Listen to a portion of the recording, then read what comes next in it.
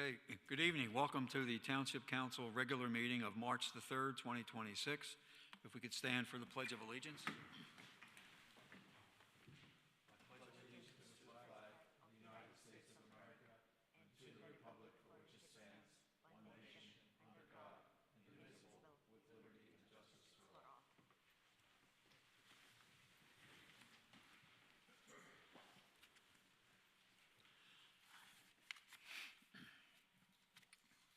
So for the record, Mr. Pileggi is not here tonight, nor is Dana Rankin. So for recognition and announcements, we have Team Toyota, a presenting sponsor for Park and Recreation. I'll turn it over to Mr. Crossan. Thank you, Mr. Gillespie. This year we are pleased to thank Team Toyota for being presenting sponsor of our Parks and Rec programming for the 2026 year. It's the third year that we've done the sponsorships, and the third year that Team Toyota has been the presenting sponsor, which is our highest level of sponsorship. They give us $13,000 towards our programming, which last year reached over 5,000 residents. We have another exciting year coming up ahead of us, all thanks in many parts to our sponsors and Team Toyota for being such a good neighbor. So we have a plaque that we'd like to present to you, and so if you could come on down. Thank you.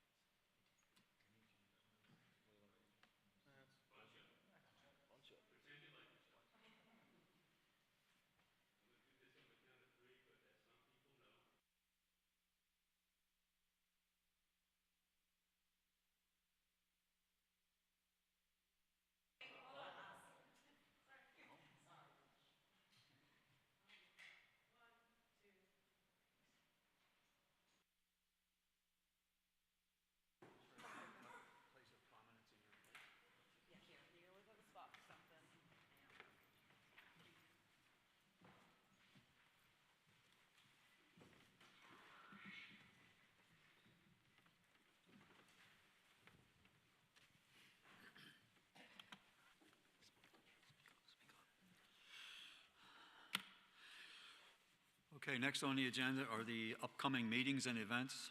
March the 5th, we have Park and Recreation Board. March the 6th, the Bird Town event, Bird Walk, 5:30 p.m. at Smithbridge Park. March 11th, Historical Commission. March 16th, Planning Commission. March 18th, Zoning Hearing Board meeting. March 21st, CRC Stream Cleanup, registration on Township website. And March 24th, the Council Agenda meeting as needed. We'll go into reports. For Public Safety, Vanita Deshmukh. Thank you, Mr. Vice President. Good evening, everybody. We have a, once again, short report today. Please be advised that the report is limited due to the federally mandated reporting structure for fire departments throughout the country. That changed on January 1st of this year. Until the new program is fully rolled out, I won't be able to provide you detailed analytics in the fire department. Based on the limited information available, the fire marshal's office investigated a dryer fire in one of the residents' homes. The fire caused extensive smoke damage throughout the dwelling and will require replacing the dryer. The cause of the fire was attributed to the blocked lint tube. They also investigated a gas leak in the Township Senior Center, determined to be leaking fitting. The gas was shut off until repairs were made. Deputy Fire Marshal Calvicchio met with Fox Hill Farms Safety Committee to present a safety in-service for the group on electric vehicles. Based for the tips of the month, this month, over the last few weeks, we have had severe winter and now it's rain. So please check weather updates before you leave homes. Check your routes, consider avoiding areas prone to flooding. monitor rivers and streams in the area, be ready to move to a higher ground if needed, especially for the residents who live close to the river area and the stream area, actually. Be aware of the increased tick activity as the weather warms up, and we welcome this warm weather. That's all for today. Thank you. Thank you. Next, we have Open Space, Trails, and Recreation. Mr. Crossan? Thank you. We've got a few different events coming up, some of which were already mentioned, but one that just got scheduled is our annual Easter egg hunt at Bush Hill Farm from 11 a.m. to 1 p.m. on March 28th. That is always very well attended and an exciting way to kick off spring. Our Birdtown Committee, for the second year in a row, has achieved gold level status, which means that we've completed all 5 strategy areas as outlined by Birdtown, Pennsylvania. Our summer camp is back for a second season. Enrollment is now open. We have 2 weeks of summer camp in August, and you can contact the township offices to register. We have our senior programming is well underway as well. Zumba is sold out, but watercolor classes are available at the Concord Senior Center.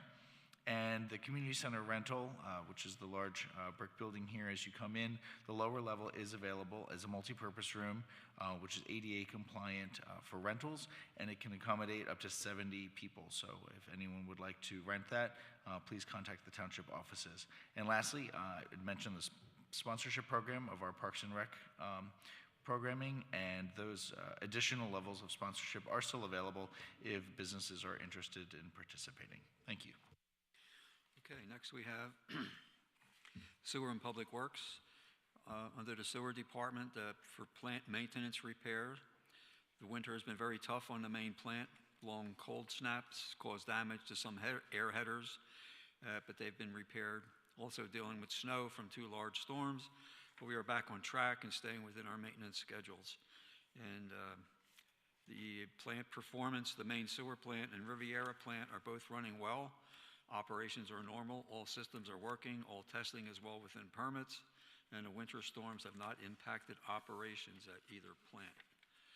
And the public works side, again, another month of snow. The crews have been out responding to snow and ice events. 2 major storms required snow hauling from roadways and parking lots to maintain safe conditions with heavy equipment. That's the end of that report. Next we have the Building and Code Enforcement. Mr. Hunt. Yes, we've had a total permits process for February are 87. We've had total certificates of occupancy, or COs, for February of 14. The Pulte Townhouse development has had 99 final COs to date. The Encompass project, all the safety inspections are completed and anticipated conditional CO pending final engineering inspection in the spring. We welcome some new businesses and have some final certificates of occupation for Taco Mar, which is on Wilmington Westchester Pike. It's formerly Arugula's. And Good Feet on Wilmington Westchester Pike in the Glen Eagle Shopping Center.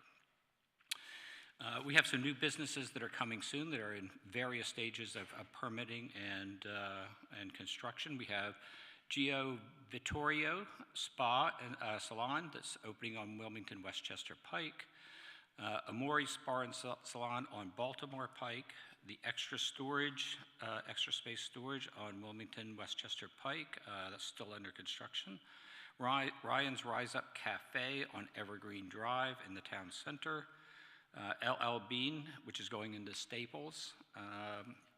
The plans are approved and permits are issued, looking for an occupancy in 26th of this month. Valley Point Church on Bethel Road, renovation and construction continues. The Anand Office Management Company at Regency Plaza, they're waiting for their use and occupancy application, as is the Riddle Research Institute.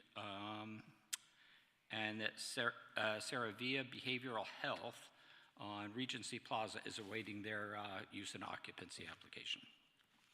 And that's all I have. Thank you, Mr. Hunt. Planning Commission, Mr. Mutzler. Concord Township Planning Commission activities for February. The Planning Commission agenda meeting was held on February 9th, along with the public meeting being held on February 17th. During the public meeting on the 17th, there was a presentation of the GV Builders Baltimore Pike sketch plan submission. It was a presentation only.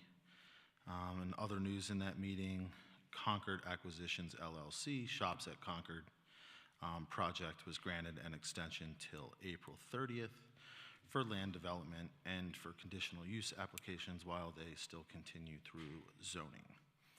Scheduled for the month, there will be our agenda meeting on March 9th, and the public meeting, as stated earlier, will be on the 16th, and that's all for planning. Okay, thank you. Next, we have the solicitor. On behalf of Mr. Donahue, we have Tyler. Good evening, everybody. Just two brief updates. First, regarding the Garnet Valley School District declaratory judgment action. Last week, there was a scheduling hearing in front of Judge Whalen. It is our understanding he will be issuing a scheduling order in the next few weeks, and we expect a pretrial conference, sometime in late April or early May. With regards to Concord Acquisitions, it's our understanding that the applicant will be filing an amended complaint, and we will review accordingly. Okay, thank you. Next, we have Township Engineer, Mr. Renzo, on behalf of Mr. Klein. Thank you. Nothing to report this month. That was quick. All right. And finally, the Township Manager, State of the Township. So I guess in consort with the Home Rule Charter, once a year, our Township Manager needs to make a formal statement to the community. It always feels uncomfortable. It's very mayoral if you've ever been anywhere where they have mayors, but that tends to be their state address. So I always do these. I've been here 8 years. The sort of amalgamation of this over the years has changed dramatically. We now sort of do these one-sheeters to provide as much information as we can, while those who like to deep dive, like myself, can use the QR code on the back of this and go directly to our website where we have all of our reports and everything there for more information. And as always, anyone, I'm extremely accessible. You could always reach out to me if you have any questions. But I'll breeze through this. I think important to note, I sort of note on here, built on strength, focused on the future. I think that's really what I want to highlight throughout my time here at the township and where we are currently. We have continued to use the strength and planning of the past to help us push forward in everything that we're doing, which is shown when you look at, we have our park attendance increased by 33% over 2024. We've hired over the last couple of years a new director in Parks and Recreation. We have a full-time person who has a team of folks who are dedicated along with the Park and Recreation Board and some volunteers, and they put on a lot of programming, which I hope everybody has enjoyed seeing that extension. We've also partnered with a lot of our nonprofits in the area, looking at Kathy in the audience from the Historical Society, and we've done stuff with the Newland Gristmill and Darlington Arts Center and BYC, and we're really trying to make sure that we're being extremely inclusive of folks in our township. Additionally, we are very lucky in that we've gotten a lot of grants. I say lucky, but I think we've also done the right planning and hard work to make sure that we're in line to be eligible for those grants.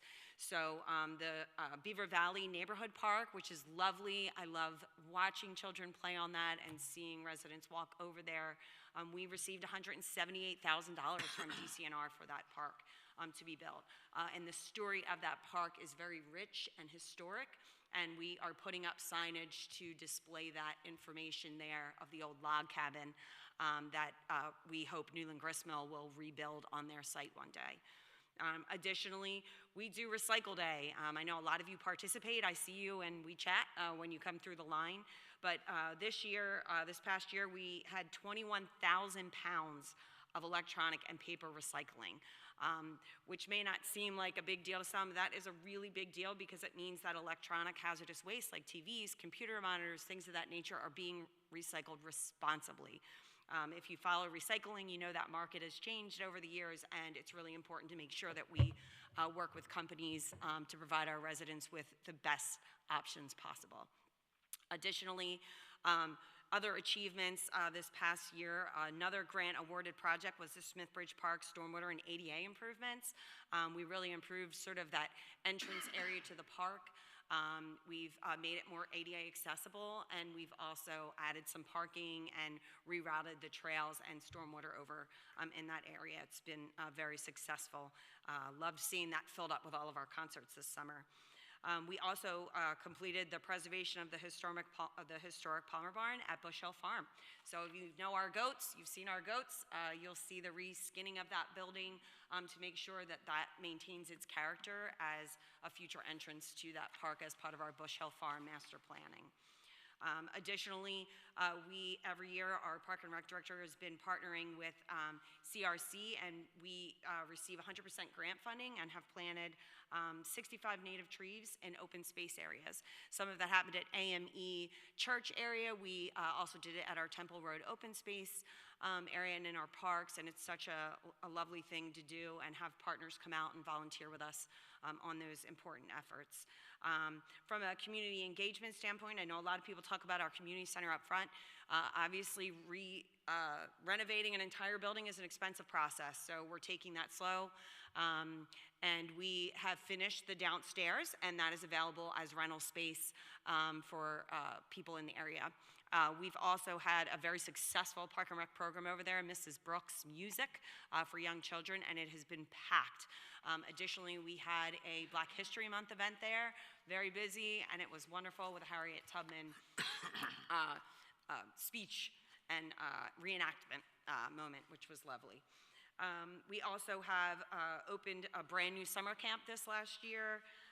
We have senior bingo, which I know has been really exciting. I've been over there a few days and a few times, and it is, it is exciting when you win, right? Also, we've had new fitness classes that we've offered for free in our park for folks to go and enjoy, which I hope they take advantage of. Public safety, which is another one of council priorities.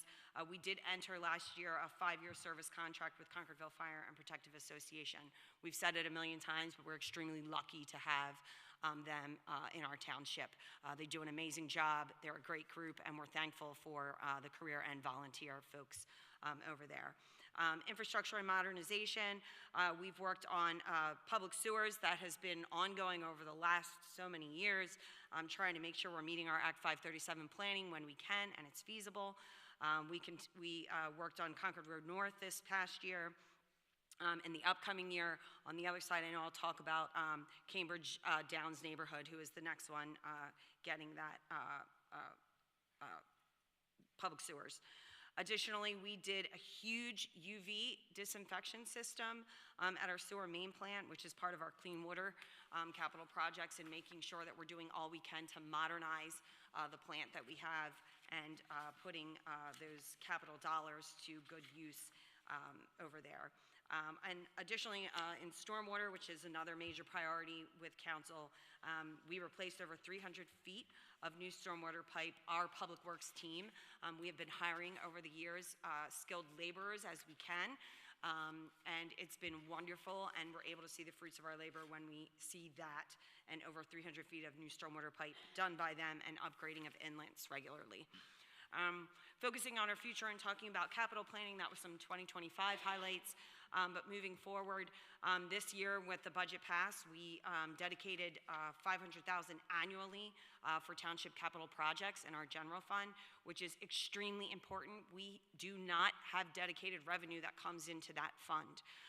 So that is extremely important for us to keep up on all of the things that we're doing from a capital project sense. Additionally, we have awarded grants of over $6 million in that fund, which is a big deal. These trails and some of the projects we're moving forward for Octorara, Smithbridge Road Corridor, those were done with big dollars. And they're expensive projects, and we try everything we can to shoulder our accounts to make sure that we're able to provide those type of amenities to our residents.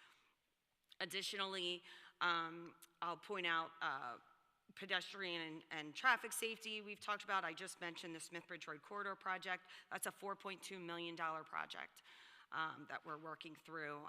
And I know a lot of people were hoping, actually, we're finishing up the right-of-way on that. We'll talk about that in the agenda. We're moving forward with that project.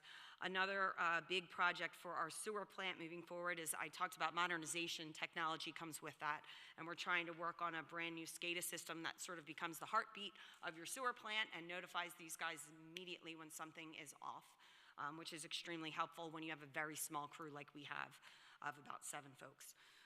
So that's a $900,000 estimated project. And then I talked about Cambridge service area being upcoming in this next year. So we have a lot going on, a lot of things we're doing. We're always open. Anyone has ideas, questions, comments, please reach out to me on our staff. We're happy to answer those questions. And I encourage everyone to continue staying active in our meetings. You can do volunteer, you could just coming to events and showing up, which is extremely important for all of us. We have a lot of people working really hard, so when you show up to that concert and you show up to the Easter egg hunt that's coming up, it really goes a long way to let people know you're supporting our community and what's happening. That's all I have. Thanks.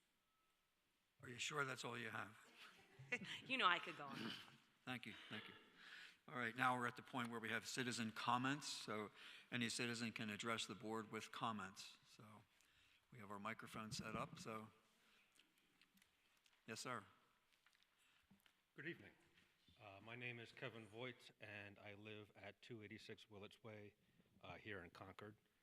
I'm here actually to provide comments on the agenda item, I guess, II2E relating to the March 18th Zoning Hearing Board meeting. As I'm sure you're aware, this meeting will be a continuance of the last Zoning Hearing Board meeting relating to the proposed shopping center at Ridge Road and 202. In particular, I think this meeting will continue to attempt to determine what a building really is. As I'm sure you're aware, Council is aware, on the 24th of February of 2026, Mr. Robert Hill of Concord Acquisition submitted a letter to the Delaware County Conservation District notifying the district that Concord Acquisition withdrew its National Pollution Discharge Elimination System, or NIPD's permit application from consideration with PADEP. While the reasons behind this withdrawal are unknown, it stands to reason that the ongoing hearing before the Zoning Hearing Board should be halted pending updated site plans. Continuing to hold hearings on a site plan that no longer holds relevance, I believe, is a waste of township resources. Furthermore, the shotgun approach of the applicant and associated tenants, like Giant and their premature liquor license transfer application, really should no longer be tolerated by the council. All hearings for the shops at Concord Development, including the upcoming hearing zone board, should really be canceled until the applicant really gets its act in order and provides the township with a complete filing suitable for review, including an updated NIPD's permit application for stormwater control. Finally, I just want to remind council of my letter, also dated 24 of February, requesting the denial of the intermunicipal transfer of Giant's liquor license for the shops at Concord. As I detailed in my letter, I believe that the incomplete administrative record, unresolved PennDOT analysis and permitting, and the current liquor license saturation within the township, as well as the negligible benefits to the township, all point to a reasonable path for the denial of transfer by council. Thank you very much. Okay. Thank you, Mr. Voigt, for your comments. Anyone else care to address the council? Hearing none, let's move on. Oh, okay. I didn't see you raise your hand. I thought you... That's all right. I thought that gentleman was getting up to speak. Gene Goebel, 7 Quaker Lane. I brought my Concord Township tax bill. I have the Happy New Year letter from Mr. Pledgey, and I'm having trouble reconciling that against the 2026 budget proposed. Specifically, the 11-to-1 residential to commercial mix. It says commercial taxpayers contribute approximately $11 for every $1 paid by residents. This healthy mix helps maximize residential taxes. So my tax bill is very low.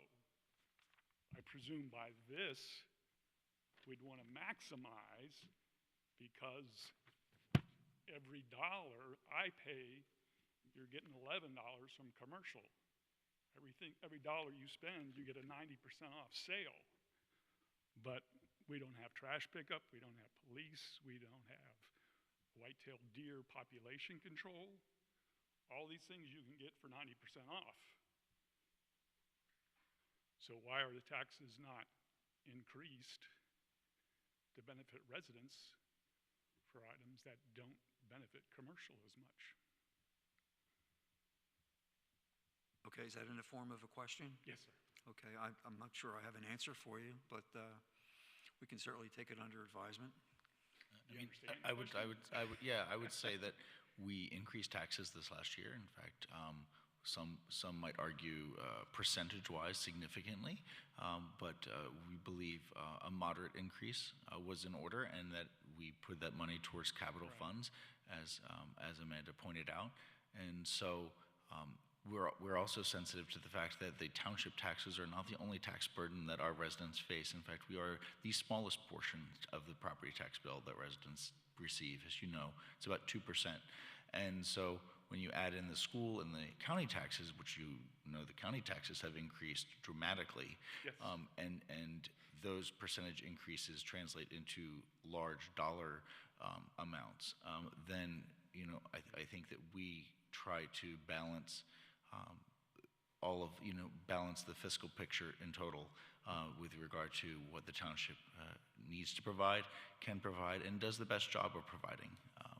There are other options. I think I'm missing the point, so let me give an example. So the letter says we're the 4th lowest municipality in the county. I presume that's true, and I would also presume we're probably near the low end of services provided. Trash service is something that can be provided. So give everybody a 96-gallon container once a week, including the Home Depot. You're going to, right now I'm paying whatever, $400 a year. If you add another line here, trash pickup, charge me, 0.15 millage, $50. Home Depot is going to subsidize the rest, so residents are going to have a huge savings. Every commercial property on Route 1 and 202 have been able to rewrite zoning for their needs at the expense of residents having the highest traffic tax in the county. How about you swing the pendulum a little bit the other way? Mr. Goebel, if you don't mind, I'll jump in. I love your ideas. We actually had someone who brought up trash pickup. I will let you know that that is a fee. That is not through tax.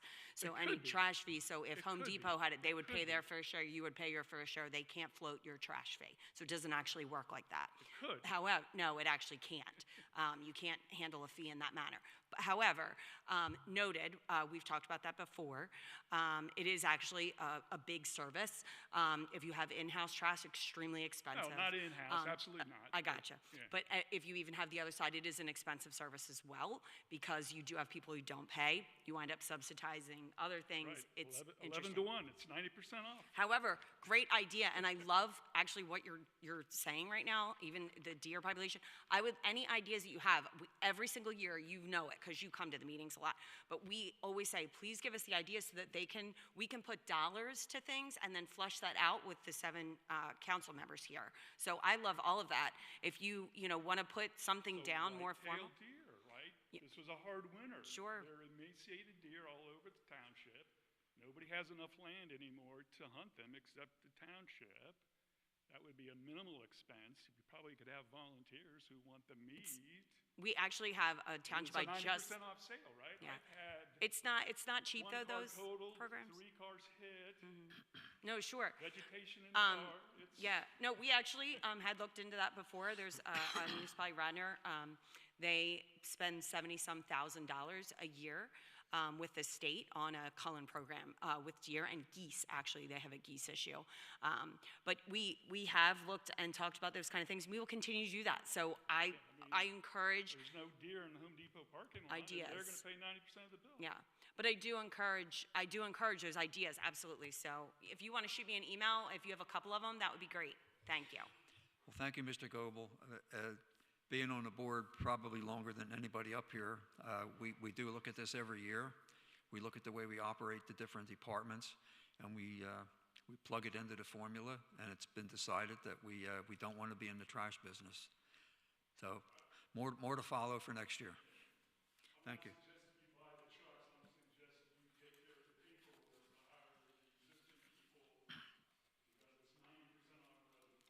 Okay. Anyone else care to address council? Seeing none, let's move on. So in the, under business items, the consent agenda, we have the council public meeting minutes of February the 3rd, 2026. The total expenditures of $822,207.42, consisting of February payroll of $240,056.61, current bills totaling $268,119.55, and sewer bills totaling $314,031.26. And we have a certificate of payment, number 5 and 6, which is the final payment to Guy M. Cooper for the sewer fire suppression system in the amount of $23,440.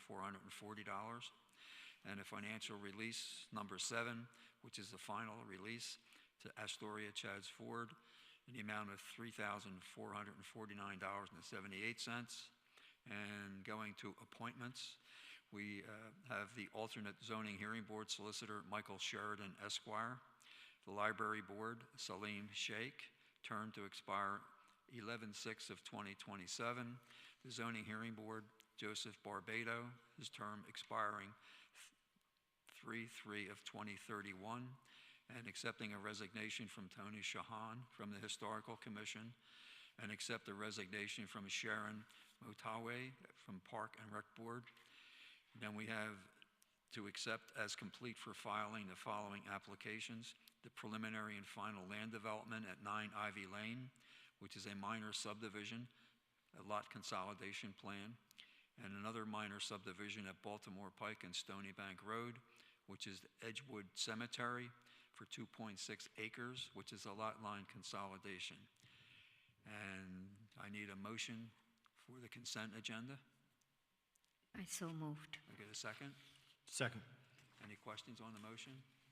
All signify by saying aye. Aye.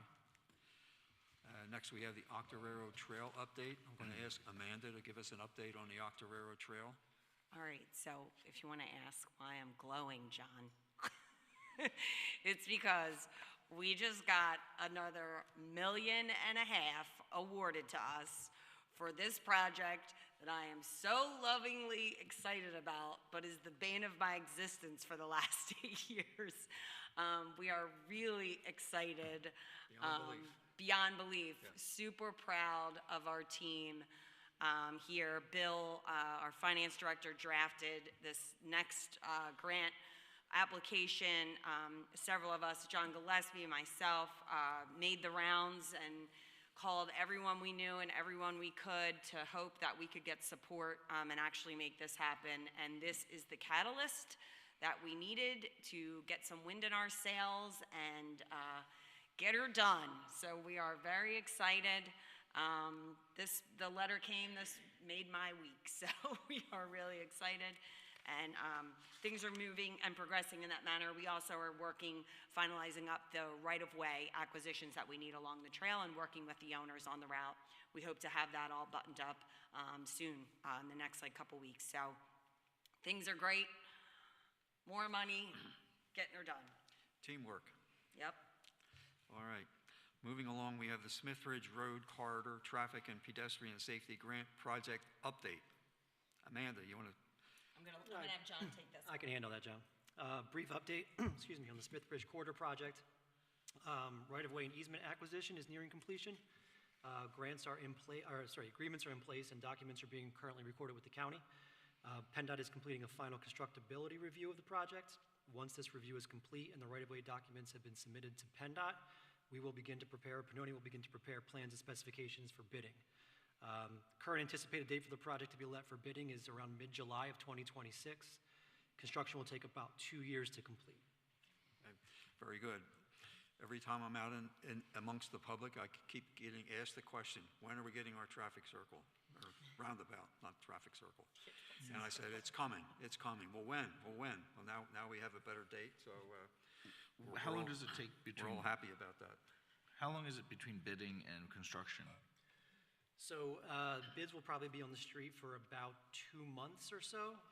And then award, I would say from the start of bidding through when construction can start is 3 months, 3 to 4 months, typically, depending on lead time of materials and things like that. So Phasing of the project. we Yeah, would I'm not- anticipate it starting this year then? Possibly, parts of it could start, and they'll phase in things. So for example, the trail, you know, where you don't need lane closures, the biggest animal in that project is the roundabout. It actually has to close for, I think, 6 weeks. Yes. That whole intersection has to be shut down. So that becomes the phased portion of that project that has to really be planned out as part of the bidding documents with whoever's awarded. So, yeah. Okay, moving right along. We have resolution number 18 of 2026, an emergency declaration, Hernando snowstorm. Okay, what that is a resolution declaring an emergency from the recent storm that we had. This resolution allows us to get reimbursed for snow removal if a disaster is confirmed. State of Pennsylvania has declared a disaster. Delaware County has declared a disaster. So we're trying to recoup some of the monies that we spent on personnel to fight the storm and outside contractors that we use that would very much help our budget. So that's in the form of a resolution, so I could get a motion for that. I so moved. I get a second? Second. Any questions on the motion? All those in favor, please signify by saying aye. Aye. Okay. The next resolution is 19 of 2026, a sewer easement at 32 Ponds View. This is a resolution regarding a sewer easement with a resident at 32 Ponds View. The easement was born out of a request by the resident to connect to our public sewer off of Matson Road. So can I get a motion for approval? So moved. Can I get a second? Second. Any questions on the motion? All those in favor, please signify by saying aye. Aye. And the next resolution is resolution number 20, 2026, a MAP grant application for comprehensive plan. And what that is a requirement of the MAP grant process. The project cost for a comprehensive update to our comprehensive plan is approximately $155,000. And this grant through DCED allows for a 50% match. So could I get a motion for that resolution? So moved. Get a second? Second. Any questions on the motion? All those in favor, please signify by saying aye. Aye. And then finally, we have a historical marker proposal. So we have a state historical marker for a Concord-born resident, Ms. Sarah Stillwell Weber. Sarah was an accomplished artist illustrator who illustrated for the Saturday Evening Post and was born in Concordville. Our Historic Commission requested installation of the location be at 642 Concord Road, which is the historic house next to the sewer plant. So that's in the form of a motion, I would suppose. So moved. We get Can I the- just say, very fitting for Women's History Month. Miss Stillwell will be getting acknowledged as part of her part as a woman illustrating and really in capturing that time in life, so. So do we need a motion on that? No, I mean, you could not- motion to install it for. So it's not a resolution. There's a woman who's actually involved, who is purchasing the marker and submitted to the PHMC on behalf of our resident. And we will be installing it, our Public Works. That's really what she's requesting from us, that our Public Works install it. Okay. Which takes us to our last item, adjournment. Could I get a motion for adjournment? So moved. Get a second? Second. All those in favor, please signify by saying aye. Aye. Good. Thank you all for coming. Good night. See you next month.